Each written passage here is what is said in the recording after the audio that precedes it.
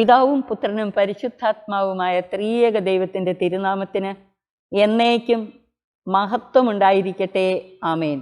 പരിശുദ്ധ പരമ ദിവ്യകാരുണ്യമേ, നേരവും സ്തുതി ആരാധന. നോമ്പുകാല തിരുവചന ധ്യാനം 29-ാം ദിവസം. വലിയ നോമ്പിലെ 5-ാമത്തെ ഞായർ യേശു കൂനിയെ സുഖമാക്കിയ സംഭവം അനുസ്മരിച്ചുകൊണ്ട് കഫീത്തോ ഞായർ എന്നാണ് ഈ ഞായറാഴ്ചയെ അറിയപ്പെടുന്നത്. ഇന്ന് നമ്മുടെ ധ്യാനത്തിനായി നൽകപ്പെട്ടിട്ടുള്ള സുവിശേഷ ഭാഗം വിശുദ്ധ ലൂക്കായുടെ സുവിശേഷം 13-ാം അധ്യായം 10 മുതൽ 17 വരെയുള്ള വാക്യങ്ങൾ. ഒരു സാബത്ത് ദിവസം യേശു സിനഗോഗിൽ പഠിപ്പിച്ചു കൊണ്ടിരിക്കുകയായി. കൂനിയായ ഒരു സ്ത്രീ അവിടെ ഉണ്ടായിരുന്നു. യേശു അവളെ കണ്ട് അടുത്ത് വിളിച്ച് അവളെ സുഖപ്പെടുത്തുന്ന സംഭവമാണ് നമ്മളിവിടെ കാണുന്നത്. 18 വർഷം കൊണ്ട് അവൾ കൂനിയാണ്. എന്നാൽ തൻ്റെ ഈ പരിമിതികൾ ഒന്നും കണക്കിലെടുക്കാതെ, അതിനോട് പരാതിയോ പരിഭവമോ പറയാതെ അവൾ എല്ലാ സാബത്ത് ദിവസങ്ങളിലും സിനഗോഗിൽ ആരാധനയ്ക്കായി പോയിരുന്നു. കൂനിയായവൾ, അവൾക്ക് നിവർന്നു നിൽക്കാൻ കഴിയില്ല, ആരുടെയും മുഖത്തേക്ക് നോക്കാൻ കഴിയില്ല, മറ്റുള്ളവരുടെ പരിഹാസങ്ങൾ ഏൽക്കണം, ഇതൊന്നും പരിഗണിക്കാതെ അവൾ ദൈവത്തോടുള്ള തൻ്റെ കടമ നിറവേറ്റുവാൻ ദൈവാരാധനയ്ക്കായി പോയിരുന്നു. തമ്പുരാൻ അവളെ കണ്ടു. കർത്താവ് നമ്മളെ കാണുകയും കേൾക്കുകയും അറിയുകയും ചെയ്യുന്ന ദൈവമാണ്. അവളുടെ ഹൃദയത്തിൻ്റെ തികവ്, നിറവ് കർത്താവ് കണ്ടു. നമ്മൾ ഈ നോമ്പുകാലത്തെ ഓരോ ഞായറാഴ്ചയും വിശ്വാസത്തിൽ പടിപടിയായി വളരുന്നത് കാണുകയായിരുന്നു. 1-ാമത്തെ ഞായറാഴ്ച കാനായിലെ കല്യാണ വിരുന്നിൽ വെള്ളം വീഞ്ഞാക്കി മാറ്റിയ സംഭവത്തിൽ അടയാളങ്ങൾ കണ്ട് ജനങ്ങൾ വിശ്വസിച്ചത്. 2-ാമത്തെ ആഴ്ച കുഷ്ഠരോഗിയെ സുഖപ്പെടുത്തിയ സംഭവത്തിൽ കുഷ്ഠരോഗിയുടെ വിശ്വാസം. 3-ാമത്തെ ആഴ്ച തളർവാദ രോഗിയെ കർത്താവിൻ്റെ സന്നിധിയിലേക്ക് എടുത്തുകൊണ്ട് പോയവരുടെ വിശ്വാസം. അപ്പോൾ വിശ്വാസത്തിൽ വളർന്നവർക്ക് തളർന്നവരെ തിരുമുൻപിൽ എത്തിക്കാൻ കഴിഞ്ഞു. 4-ാമത്തെ ഞായറാഴ്ച കർത്താവ് കാനാൻകാരിയുടെ മകളെ സുഖപ്പെടുത്തിയ സംഭവത്തിൽ അവളെ തട്ടിയെറിഞ്ഞിട്ടും വിട്ടുമാറാത്ത ആ ദൈവാശ്രയം, അവളുടെ വിശ്വാസത്തിൻ്റെ ഉറപ്പ് നമ്മൾ കണ്ടു. ഇന്ന് കൂനിയെ സുഖപ്പെടുത്തുന്ന സംഭവത്തിൽ കൂനിയുടെ വിശ്വാസവും കാത്തിരിപ്പും ദൈവ തിരുമനസ്സിനോടുള്ള പരിപൂർണ വിധേയത്വം, ശരണവും. യേശു അവളെ കണ്ടപ്പോൾ അടുത്ത് വിളിച്ചു പറഞ്ഞു, സ്ത്രീയെ, നിന്റെ രോഗത്തിൽ നിന്ന് നീ മോചിക്കപ്പെട്ടിരിക്കുന്നു. അവൻ അവളുടെ മേൽ കൈകൾ വെച്ചു. തൽക്ഷണം അവൾ നിവർന്നു നിൽക്കുകയും ദൈവത്തെ സ്തുതിക്കുകയും ചെയ്തു. കർത്താവിൻ്റെ സ്പർശനവും അവൻ്റെ വാക്കുകളുടെ അതുല്യ ശക്തിയും ആണ് ഈ കൂനിയെ സുഖപ്പെടുത്തിയത്. പ്രഭാഷകൻ 35:10 പറയുന്നത് പോലെ അവൾ മനം തുറന്ന് കർത്താവിനെ സ്തുതിച്ചു. പക്ഷേ ഇത് കണ്ടിരുന്ന യഹൂദർ പിറുപിറുത്തു. അവർ അതിൽ കുറ്റം കണ്ടുപിടിച്ചു. സാബത്ത് ദിവസം ഇവൻ രോഗശാന്തി നൽകി. യേശു സാബത്തിൽ രോഗം സുഖപ്പെടുത്തിയതിൽ കോപിച്ച് സിനഗോഗ് അധികാരി ജനങ്ങളോട് പറഞ്ഞു, ജോലി ചെയ്യാവുന്ന 6 ദിവസങ്ങളുണ്ട്. ആ ദിവസങ്ങളിൽ വന്ന് രോഗശാന്തി നേടിക്കൊള്ളുക. സാബത്ത് ദിവസം പാടില്ല. അപ്പോൾ കർത്താവ് പറഞ്ഞു, കപടനാട്യക്കാരെ, നിങ്ങൾ ഓരോരുത്തരും സാബത്തിൽ കാളയെയോ കഴുതയെയോ തൊഴുത്തിൽ നിന്ന് അഴിച്ചു വെള്ളം കുടിപ്പിക്കാൻ കൊണ്ടുപോകുന്നില്ലേ?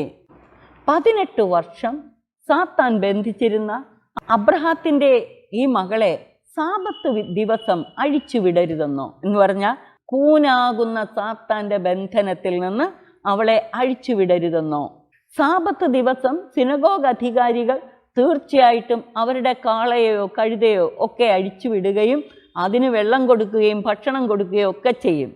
അങ്ങനെയെങ്കിൽ ഇപ്രകാരം മൃഗങ്ങളോട് ഔദാര്യവും കരുണയും കാണിക്കാമെങ്കിൽ സാബത്ത് ദിവസത്തിൽ അബ്രഹാത്തിൻ്റെ ഈ പുത്രിയെ സാത്താൻ്റെ ബന്ധനത്തിൽ നിന്ന് അഴിച്ചു വിടരുതെന്നോ? എന്തിനാണ് ഈ സ്ത്രീയെ കർത്താവ് അബ്രഹാത്തിൻ്റെ ഈ പുത്രി എന്ന് വിളിച്ചേക്കുന്നത്? അബ്രഹാത്തിൻ്റെ പുത്രി എന്ന് വിളിക്കാൻ കാരണം 18 വർഷം കാത്തിരുന്നവൾ, വിശ്വാസപൂർവം കാത്തിരുന്നു. വിശ്വാസികളുടെ പിതാവായ അബ്രഹാമിൻ്റെ കാത്തിരിപ്പിന് സമാനമായി ഇവളുടെ പ്രത്യാശയോടെയുള്ള കാത്തിരിപ്പ്.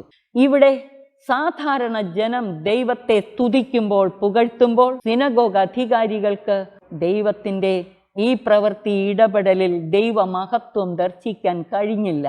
മറ്റുള്ളവരിൽ ദൈവത്തിൻ്റെ ഇടപെടലുകൾ ദർശിക്കുമ്പോൾ നമുക്ക് സ്വതന്ത്ര മനസ്സോടെ ദൈവത്തെ സ്തുതിക്കാൻ കഴിയുന്നുണ്ടോ? സാബത്തിൽ നന്മ ചെയ്യരുതെന്ന് ഒരിടത്തും പറഞ്ഞിട്ടില്ല, വിശുദ്ധ ഗ്രന്ഥം പറയുന്നില്ല. മറിച്ച് സാബത്ത് ദിവസം ദൈവത്തിൻ്റെ പ്രവൃത്തികളെ ഓർത്ത് ദൈവത്തെ വാഴ്ത്തി പുകഴ്ത്തേണ്ട ദിനമാണ്. നിയമാവർത്തന ഗ്രന്ഥം 5:15 വളരെ വ്യക്തമായി ഇതെടുത്തു പറയുന്നു. കർത്താവ് നിങ്ങൾക്ക് വേണ്ടി ചെയ്ത പ്രവൃത്തികൾ അനുസ്മരിക്കാൻ, ദൈവം ചെയ്ത പ്രവൃത്തികളെ ഓർത്ത് ദൈവത്തെ സ്തുതിക്കാനും അവിടത്തേക്ക് നന്ദി പറയാനും ജനം ഒന്നു ചേർന്ന് ദൈവത്തെ മഹത്വപ്പെടുത്താനുമുള്ള ദിവസമാണ് സാബത്ത്. യെശയ്യാ പ്രവാചകന്റെ പുസ്തകം 30:18 യെശയ്യാ പറയുന്നു, നിന്നോട് ഔദാര്യം കാണിക്കാൻ കർത്താവ് കാത്തിരിക്കുന്നു.